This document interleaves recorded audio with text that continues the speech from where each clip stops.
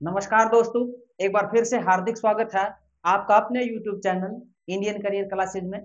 पिछली वीडियोज की तरह आज की वीडियो भी बड़ी ही इंपॉर्टेंट होने वाली है।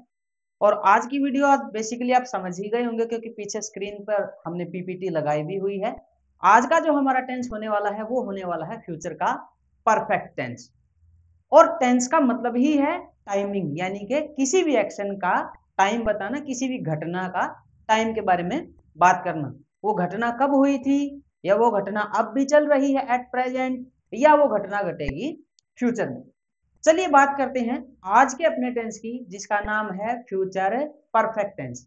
ये एक ऐसा टेंस है जो आपको बताएगा कि कोई काम फ्यूचर में होगा और एक सर्टेन टाइम तक क्या हो चुका होगा, कंप्लीट हो चुका होगा।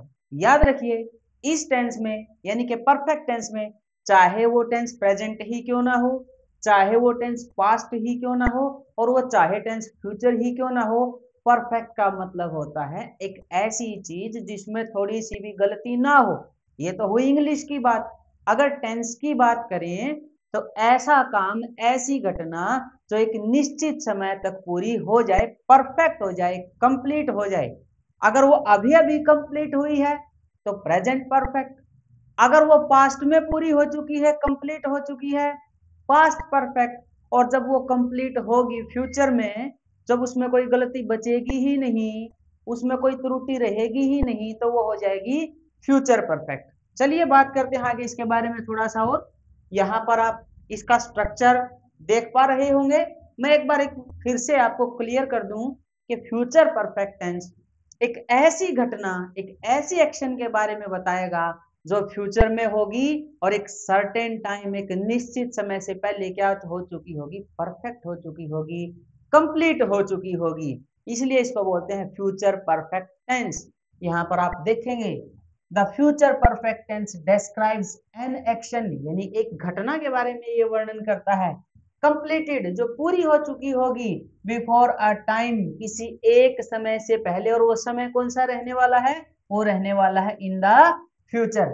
बात करें स्ट्रक्चर की तो मेनली क्या होता है, स्ट्रक्चर में सबसे पहले हम क्या लेते हैं, सबसे पहले हम लेते हैं सब्जेक्ट, फिर हम लेते हैं हेल्पिंग वर्ब। अब यहाँ पर हमारे पास हेल्पिंग वर्ब के रूप में दो हेल्पिंग वर्ब हैं, यानी कि सर विल और दूसरी है शेल।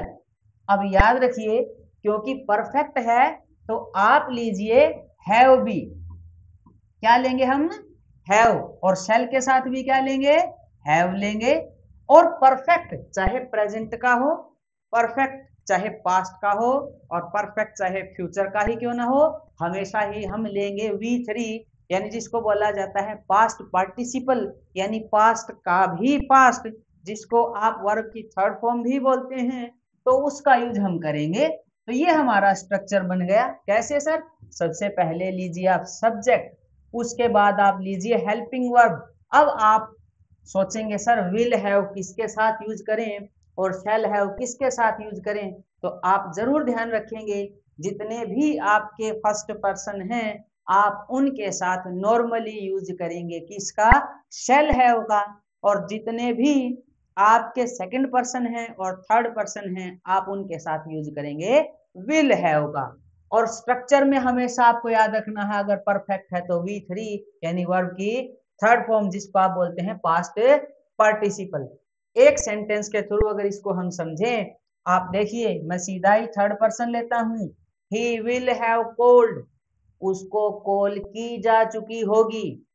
यानी कि ये घटना कब घटेगी, ये घटना घटेगी फ्यूचर में, और एक सर्टेन टाइम से पहले वो काम क्या हो चुका होगा, पूरा हो चुका होगा। एक एग्जाम्पल के तौर पे साधारण सी भाषा में हम समझें, अगर मैं अपने किसी एम्प्लॉय को कहूं कि आपको राम को उतने टाइम से पहले कॉल करना है, और जब मैं उसके पास ये पूछने के लिए जाऊं तो मेरे को ये आंसर मैं एक्सपेक्ट करता हूं कि वो मुझे कहे सर कॉल पहले ही की जा चुकी होगी, आपने तो अभी कहा है, आपके आने से पहले ही मैंने इस बात पर ध्यान दे लिया था और मैंने अपने क्लर्क को बोल दिया था कि आप उसको कॉल कर लेना, तो अब तक कॉल हो चुकी होगी। यानी ऐसी घटना जो घटेगी फ्यूचर में और एक सर्टेन टाइम से पहले ही क्या हो चुकी होगी, कंप्लीट हो चुकी होगी।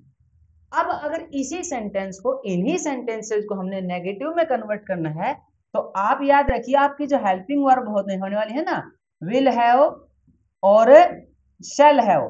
तो एक चीज आप नोट कीजिए, अगर हम किसी सेंटेंस को नेगेटिव बनाते हैं तो हम नोट का यूज करते हैं, और वो नोट कहाँ यूज होने वाला है फ्यूचर परफेक्ट में, वो होने वाला है इनके बीच में, विल नॉट हैव और हो जाएगा शैल नोट हैव।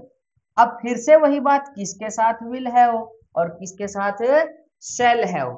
नॉर्मली तो हम सभी के साथ लगभग विल हैव का यूज करते हैं, लेकिन अगर हमारे सब्जेक्ट, हमारा पर्सन फर्स्ट पर्सन है तो हम शैल हैव का यूज करते हैं।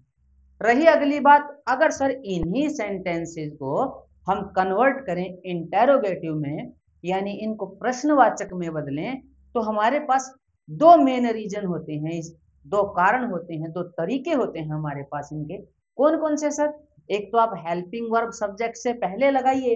अब हेल्पिंग वर्ब का हमें पता है या तो विल होने वाली है या वो शैल होने वाली है, प्लस आप सब्जेक्ट लिख देंगे, हैव क्योंकि परफेक्ट है, और जहां भी परफेक्ट टेंस सेंटेंस आपको दिखाई दे आप समझ जाइए अगर परफेक्ट है तो हम V3 का यूज करने वाले हैं।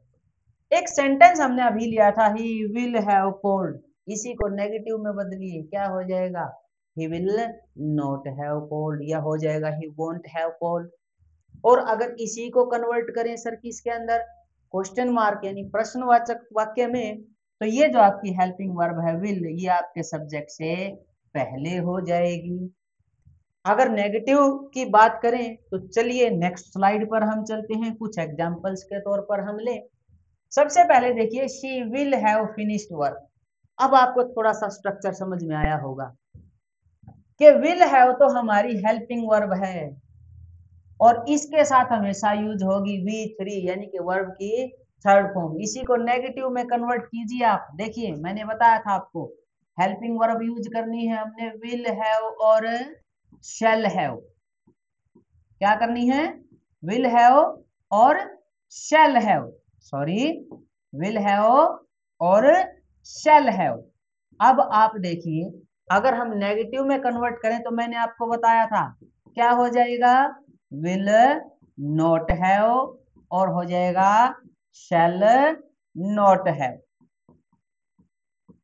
अब आप देखिए यहां पर देखिए विल नॉट हैव, हर जगह आपको क्या मिलेगा नेगेटिव में, जो हेल्पिंग वर्ब है आपकी उन दोनों के बीच में क्या आ जाने वाला है, नोट आ जाने वाला है।